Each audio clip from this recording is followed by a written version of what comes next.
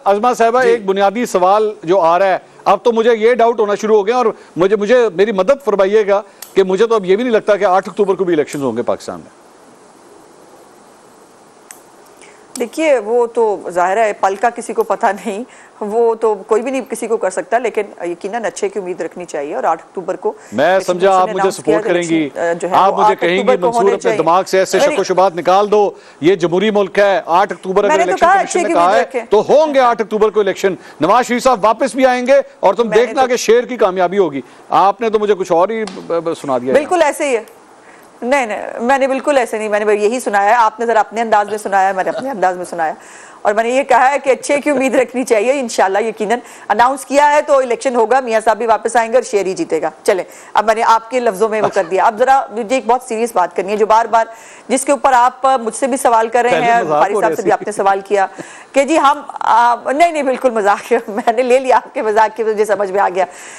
जहां तक आमिर ज़िया साहब की एक दो बातें हैं, मैं बिल्कुल उनको एंडोर्स करती हूँ कि अवाम सब जानते हैं और अवाम को सब समझ में आ रहा है। तो बिल्कुल यार यकीनन अवाम को ये समझ में आ रहा है कि बेंच फिक्सिंग जो है वो क्यों हो रही है। और बेंच फिक्सिंग के ऊपर सिर्फ अवाम बात नहीं कर रही, बेंच फिक्सिंग के बारे में सुप्रीम कोर्ट के जज जो है वो लिख लिख के रजिस्ट्रार को जो है वो लेटर भेज रहे हैं ओपनली। सुप्रीम जुडिशियल काउंसिल की जो मीटिंग्स हो और किस तरह से वो कंडक्ट की जाती हैं, उस पर किस तरह से मिनट्स चेंज किए जाते हैं, इसके ऊपर काजी फायजिसा जो आने वाली चीजें से है पाकिस्तान के, वो उसके ऊपर अपने तहफुजात का इजहार करें। जहां मैंने ऐसी कोई बात नहीं की जो हकायक के और उसके खिलाफ हो, मैंने सीधे मैं वो बात कर रही हूँ जो सच है। अगर मैं गलत बयान करूँ, अगर मैं गलत बयान करूँ, आपने जुडिशरी के बारे में बात नहीं करनी, उन्होंने मुझे अच्छा बात तो कर देना, अच्छा तुम मुझ पर डाल देना, तुम मुझ पे डाल देना, वो नहीं आपको थोड़ी बुलाएंगे, तुम्हें डर लग रहा है तुम मुझ पे डाल मुझे बुलाएंगे। अच्छा चलो बुला लेना। अच्छा बात तो करने दो, मेरी बात भाई, मेरी बात सुन ले।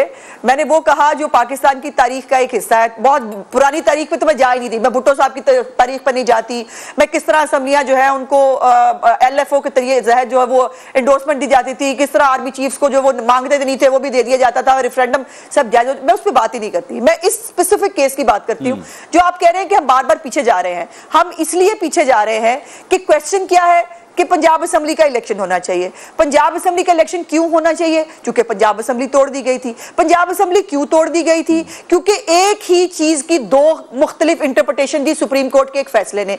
हमजा साहब के केस में कहा कि ये वोट गिने भी नहीं जाएंगे, सजा भी इनको मिलेगी। परवेज इलाही के हक में फैसला देते हुए कहा कि बिल्कुल जो है वो इन वोटों को गिना भी जाएगा और जो पार्टी सदर है उसके खत की अहमियत भी नहीं होगी। तो भाई इसलिए ये तमाम चीजें इंटरलिंक्ड हैं, ये इंटरलिंक्ड है, तभी तो पंजाब के अंदर पंजाब का 12 करोड़ का जो है वो बगैर नुमाइंदगी के कितने महीनों से मौजूद है। और उसके अंदर, और जो आपने कहा कि परवेज इलाही ने साइन कर दिए थे, परवेज इलाही की एक ऑडियो सुनी थी ना जिसमें वो फवाद चौधरी को मां बहन की गालियां निकाल रहे थे, वो तो उसके बाद भी रिग्रेट कर रहे थे असेंबली तोड़ने के बाद कि काश फवाद चौधरी पहले पकड़ा जाता, मेरी असेंबली ना टूटती। जी फवाद चौधरी, उसके बाद फवाद चौधरी ने उन्हीं परवेज इलाही को साथ खड़ा करके, परवेज इलाही को साथ खड़ा करके अनाउंस किया कि जनाब पाकिस्तान तहरीक इंसाफ के सदर ये हैं। आहो नहीं वो सदर अनाउंस नहीं कर रहे थे, परवेज इलाही से बार बार कौन नहीं मार रहे थे, वो बताना ना, वो कहना ना जरा मैं सदर बन, मैं आमिर ज़िया साहब, परवेज इलाही नहीं है इस मामले के अंदर। एक सिर्फ जुमला, एक सिर्फ एक जुमला ऐड कर लेने दीजिए कि जब एक ही केस के अंदर एक ही फैक्ट्स के ऊपर जब सुप्रीम कोर्ट एक मखसूस बेंच के साथ बैठकर दो मुख्तलिफ फैसले देगी, एक फैसला जो है, और ये जो बार बार आपने कहा ना, ये इत्तफाक है, उसने इत्तफाक है कि 71 केस जाए जो है वो बेंच, एक ही बेंच के सामने, जिसमें से मेजॉरिटी जो है वही जज बैठे और उसके अंदर जो है वो PTI को जो है सिर्फ इंसाफ मिले। और जो कासिम सूरी वाला केस है, हमारे हक में फैसला नहीं दिया था, वो कॉन्स्टिट्यूशन के हक में फैसला दिया था। उस वक्त असेंबली बहाल कर दी थी, हमारी असेंबली तोड़ दी, किसी को फर्क ही नहीं पड़ा। 12 करोड़ की असेंबली तोड़ दी गई, किसी को फर्क नहीं पड़ा, किसी ने सोचा भी नहीं कि ये असेंबली क्यों तोड़ी गई है, इसको भी रीइंस्टेट होना चाहिए।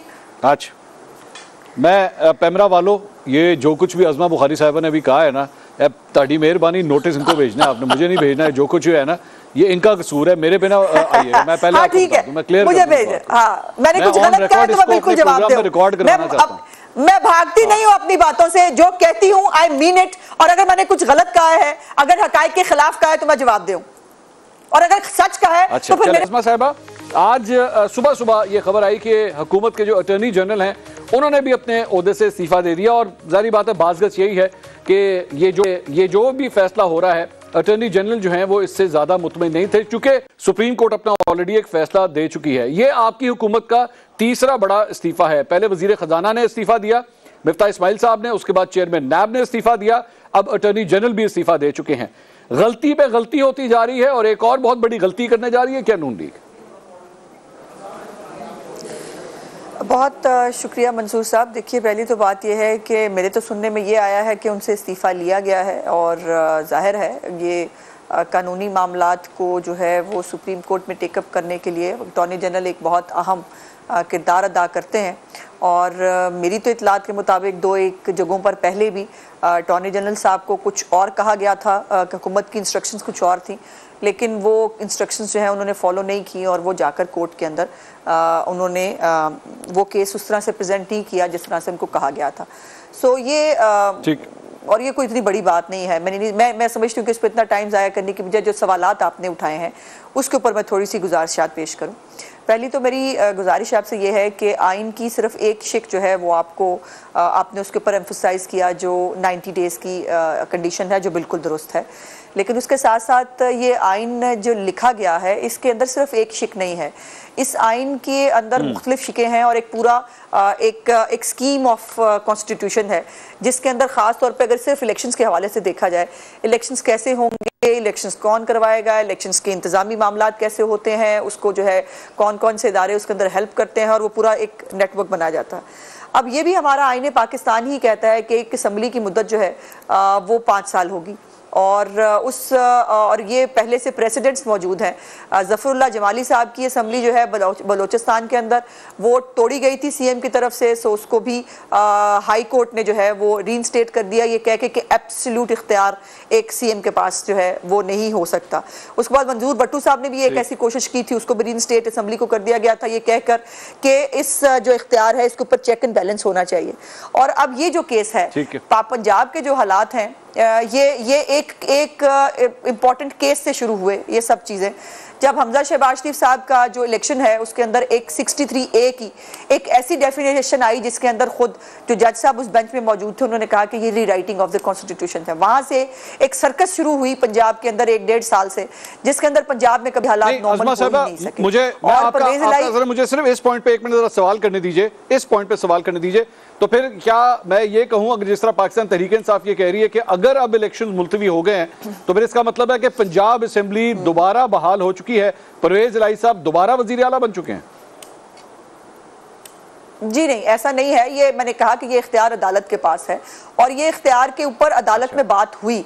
जिस फैसले की आप बात कर रहे हैं कि सुप्रीम कोर्ट ने फैसला दिया, उस फैसले के अंदर उस जो बेंच जो है वो कैसे बना था, उसके अंदर जो है वो 9 जजेस का नाम मौजूद थे जिनमें से जो है वो टेकअप किया गया इस बात को भी कि इस नुक्ते को देखने की ज़रूरत है कि क्या पंजाब असम्बली सही डिसॉल्व हुई है या नहीं, जिसके ऊपर वादा किया गया पूरे कोर्ट के अंदर चीफ साहब की तरफ से कि इसको टेकअप किया जाएगा, इस मैटर को, और इसके ऊपर बात की जाएगी। लेकिन जब फैसला आया तो इस मैटर के ऊपर कोई बात मौजूद नहीं थी और वो फैसला जो हम समझते हैं, हमने उसका इजहार भी किया कि 2 जजेस का नाम जिन्होंने रिटर्न उस सुओ मोटो के ऊपर जो है जो था गुलाम डोगर की, वो बड़ा खुशकिस्मत डोगर साहब हैं जिनके हर एक मामले के अंदर पंजाब का इलेक्शन आ जाता था। सो उसके ऊपर उन्होंने जो है लिख के रिटर्न अपनी ऑब्जेक्शंस जो है वो दी, वो उसका हिस्सा थी उस जो है फैसले का। लेकिन जो जब फैसला सुनाया गया तो उसको जो है वो 3-2 का फैसला कहकर जो है ये फैसला दे दिया गया। तो अच्छी बात है, सुप्रीम कोर्ट में दोबारा अगर ये बात जाती है तो मैं समझती हूँ कि हुकूमत को जो है वो पार्लियामेंट की राय, जो अभी ज्वाइंट सेशन चल रहा है उसके ऊपर राय भी आनी बाकी है,